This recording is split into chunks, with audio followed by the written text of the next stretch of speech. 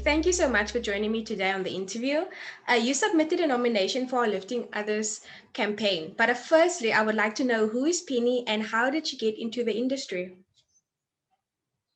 Penny is a 43-year-old now. Am I 43? Almost 42. I think I'm 42. I'm turning 43 in May. Yeah, so I've been in the industry for quite a while. I came straight out of college into retail. So that's kind of where I met Bunny, was when I was a very young kid out of college. Always been interested in traveling, traveled a lot with my family as a kid around South Africa. So I think that kind of sparked the interest. And I've always had friends overseas that I used to write to that had a history in South Africa and have moved back overseas. So I think when you start being interested in people, you get interested in travel and learning about cultures and people and food and stuff like that. So I think that's what sparked it. And I think I've enjoyed it. It's kind of an industry that's entrenched in me. A lot of people that know me would describe me by my career first and then then everything else. So yeah, that's kind of where it started, and I've been doing it for a long time. Mostly working as a product manager for inbound tourism. And now I've been freelancing going on 4 years. So I have my own little brand, freelance brand called The Product Manager. So I still offer product manager services, but as a freelancer to smaller tour operators. And I also do training on what my job entails, because I did notice when I was a product manager, there's always a gap in that training. You can't come out of college knowing how to do product. It's kind of something you learn on the job. Um, so I remember developing a training little document for my team because our MD was like, well, you're always complaining you can't find good stuff. So maybe you should train them. So that's kind of what we did. And that was a private safari. So that's kind of how I've developed my little training now. It's kind of based on that training. It's modified for other companies and small companies. So yeah, so pre-lockdown, I've been quite successful with that. Not so much now.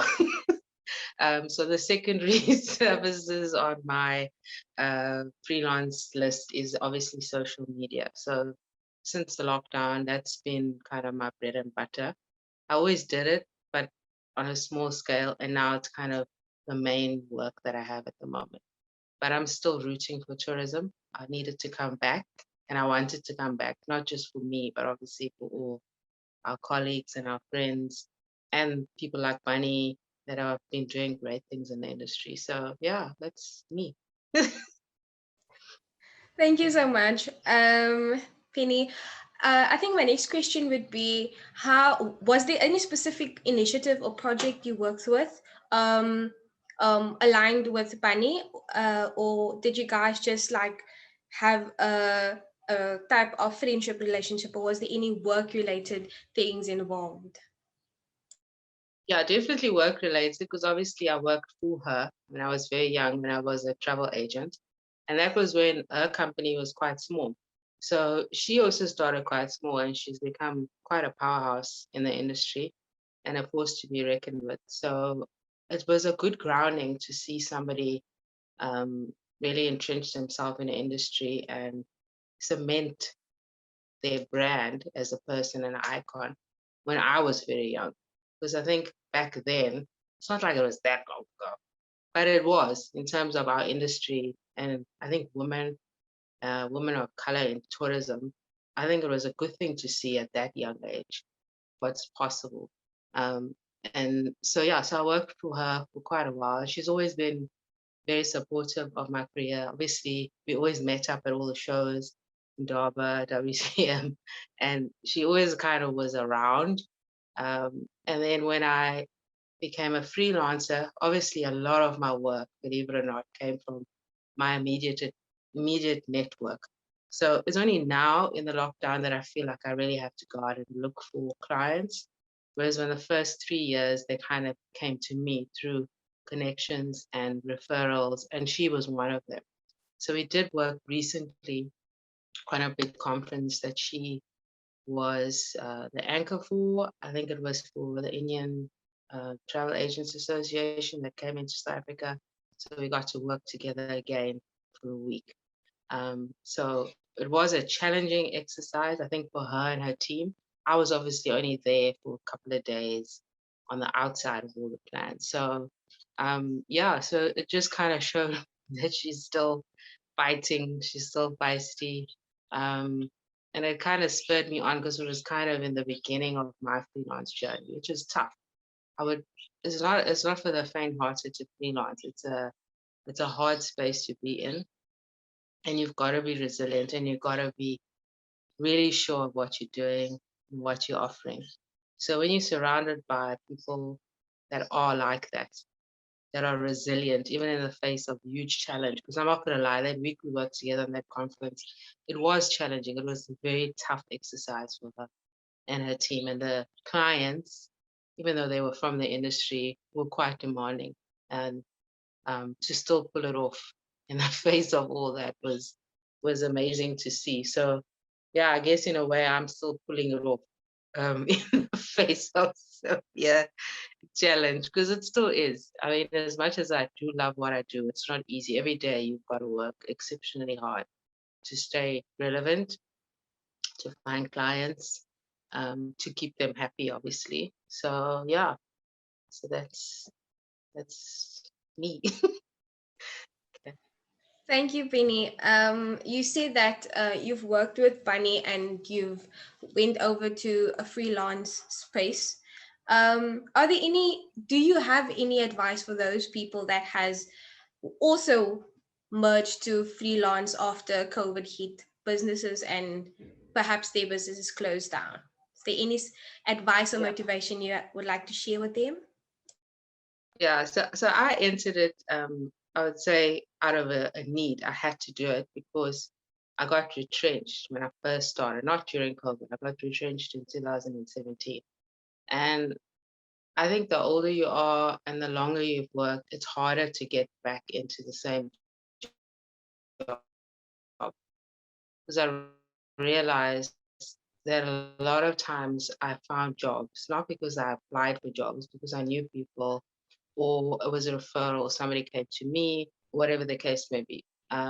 Looking for a job is really tough. I realize that now, and I don't think I've ever physically done it. I just realized that when I was like over 40, I was like, okay, I've never really actually done that whole thing of like sending out 100 CVs. Because even when I finished college, I got, it was a very small college. I did travel and tourism.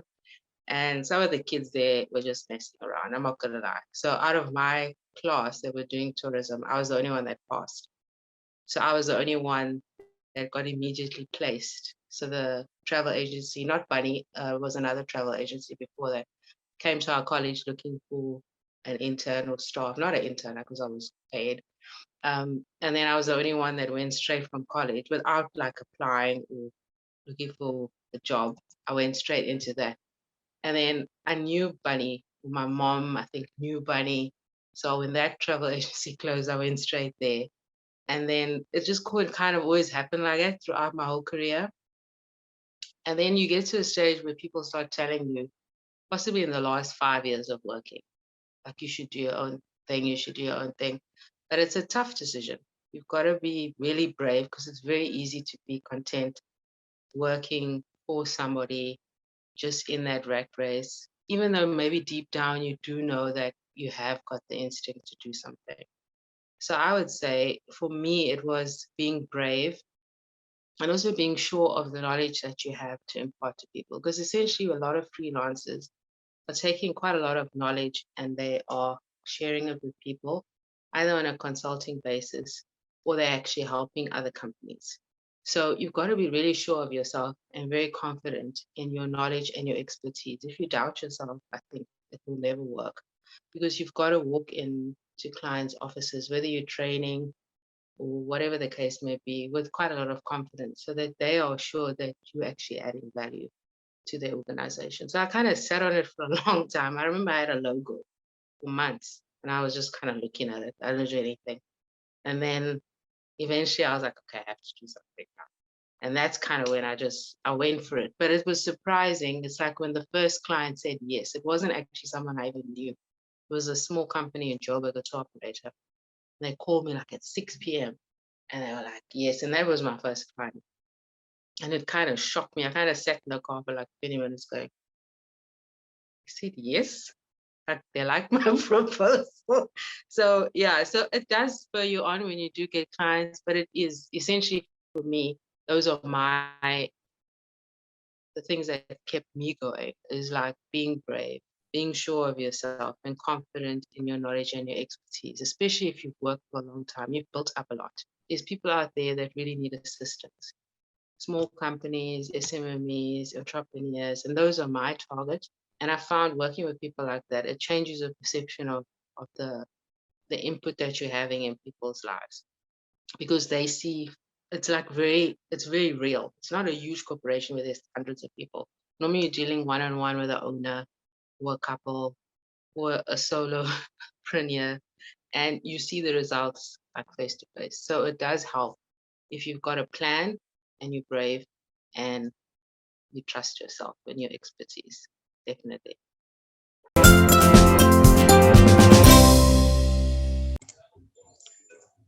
Hi there, Bunny. Thank you so much for joining me today on our interview, Lifting Others. Firstly, I would like to know who is Bunny and how did she establish herself in the industry? Hi, Danielle. Thank you very much for having me as a guest to your program. I think your topic, lifting others, is really very pertinent, especially in the times that we are currently experiencing. My name is Bunny Bhoola. I come from Pietermaritzburg, and for the last 25 years, I have been operating African Link Tourism.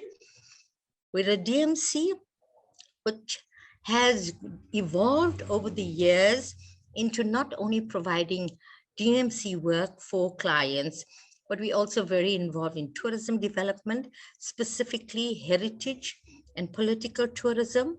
I come from Pietermaritzburg, as I said earlier, which I believe is the center of the universe for democracy, because no city can claim to have Gandhi being thrown off the train and on the outskirts of the city, Mandela being arrested. So this is why we are a unique city.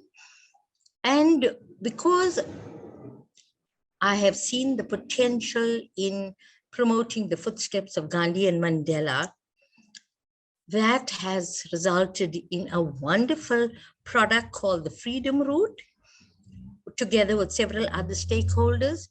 The Freedom Route, as I said, follows the footprints of Gandhi and Mandela, Alan Paton, John Dube, and Albert Lutuli.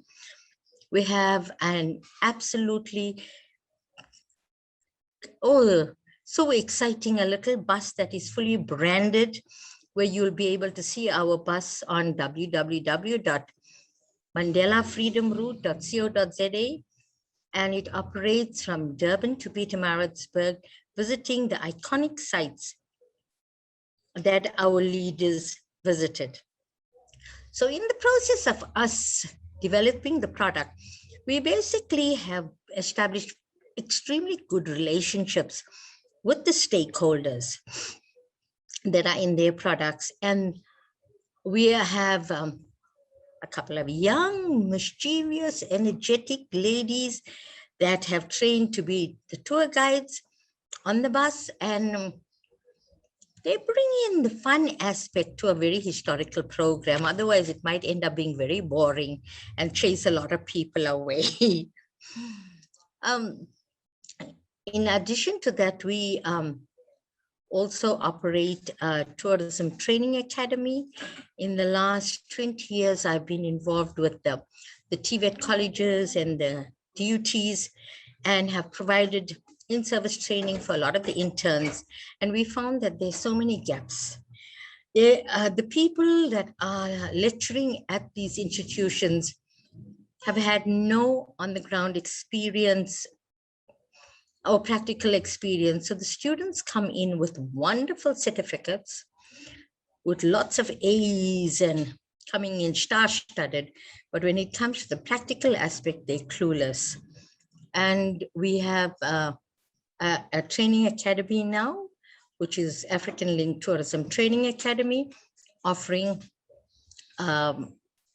tourism information officer course and all the other courses that one is required to work in our industry. Now, this is an interesting development. Due to COVID, our senior consultants that have been with me for a long, long time and part of the African Link family have become skilled and become assessors and facilitators. So they've evolved, they've grown, they've adjusted, and they've given themselves a new lease in life currently. And we're very fortunate because we have a UK sponsor who has sponsored some rural students into the college. So these are the exciting things that are happening currently in our little Dorpy in the world.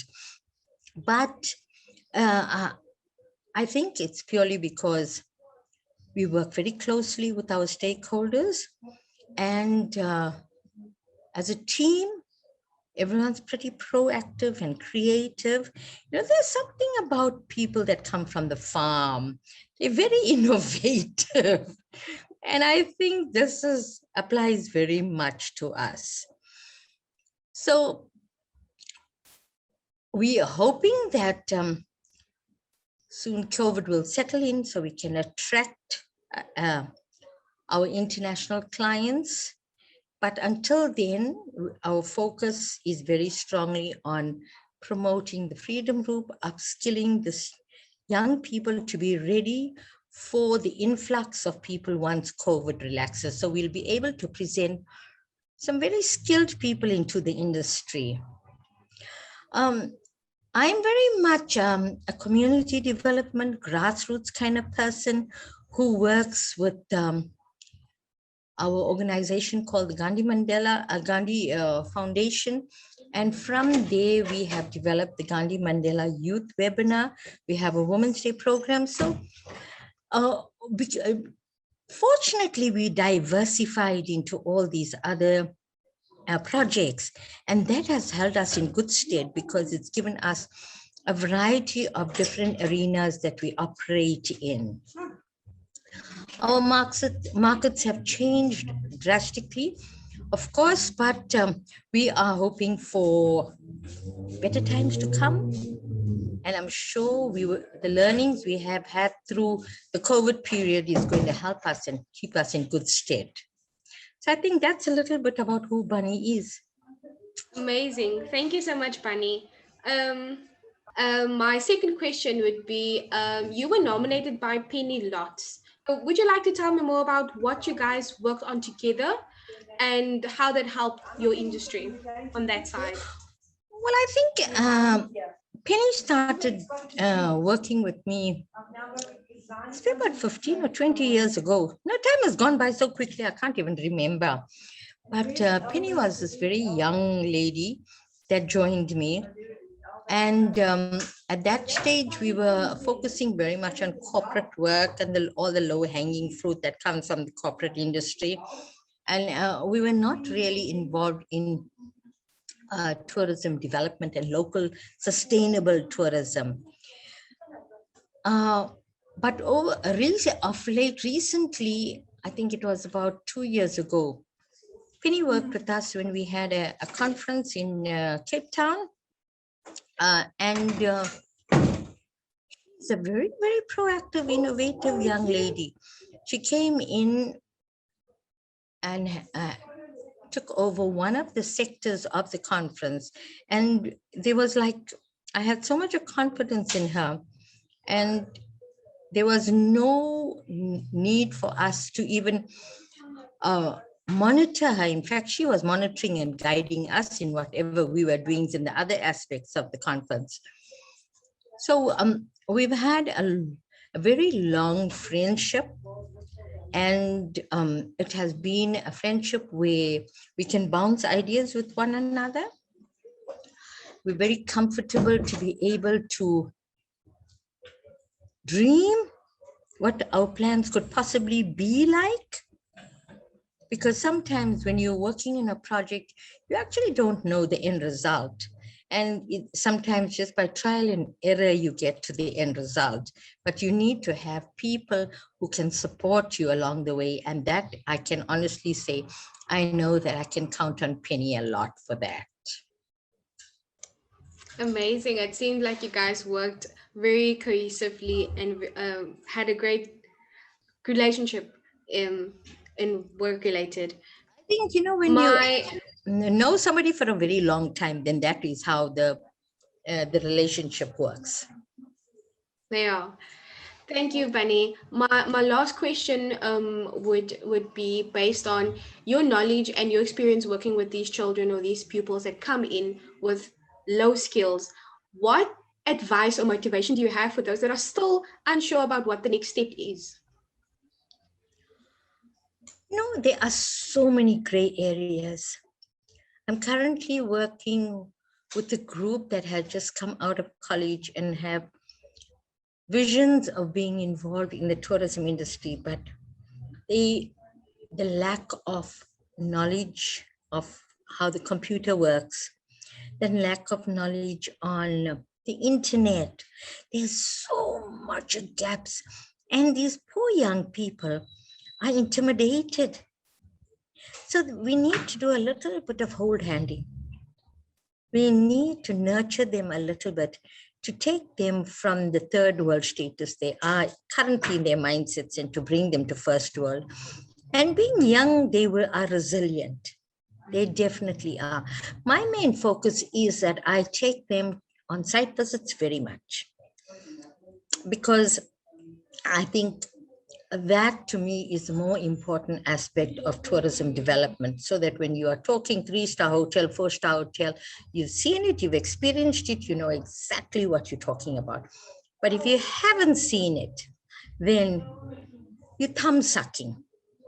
So that is essentially what I'm looking at, is building confidence in these people, in these young people, so that I can take them on site visits.